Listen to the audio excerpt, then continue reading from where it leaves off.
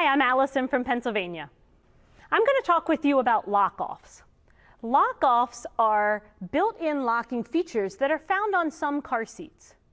They are permanent parts of the car seat that lock the seat belt at a fixed length.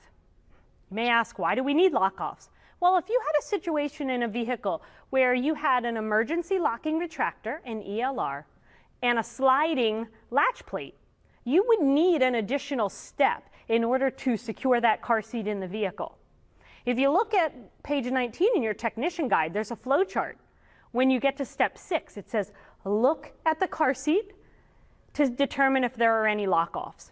If there are, your first step is to refer to the car seat instruction manual, just to be sure that you are following all guidance by the manufacturer.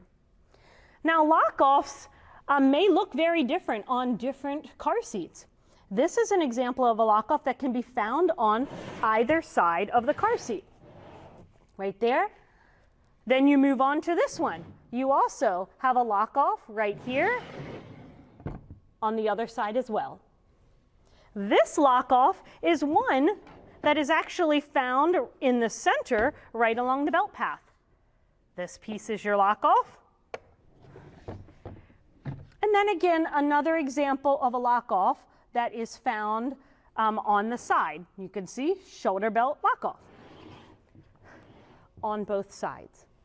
So even though you can see there's a lot of different designs and styles of lock-offs, their intent is the same. You're creating a fixed length of webbing so that you can secure the car seat in a vehicle.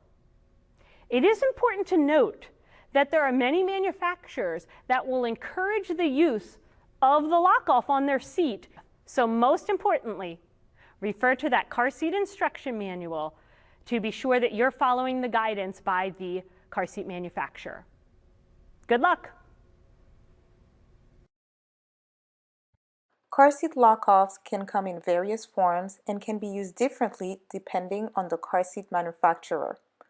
Always make sure to use the car seat owner's manual for proper use.